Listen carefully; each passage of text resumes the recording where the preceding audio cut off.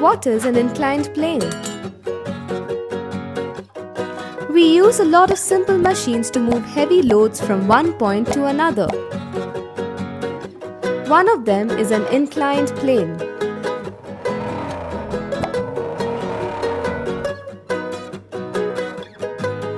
An inclined plane is a ramp that assists in moving heavy objects up and down heights. It is a plane surface set at an angle other than a right angle against a horizontal surface.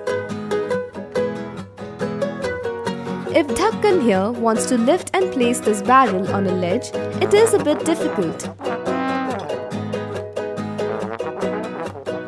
With the help of an inclined plane, Dhakkan can now roll the same mass up a sloping surface with much less effort. This is because the force required to raise an object at a distance is greatly reduced by increasing the distance over which the force must be applied. So the mechanical advantage is that more the distance to be covered, the lesser the force needed to move the load to the raised height.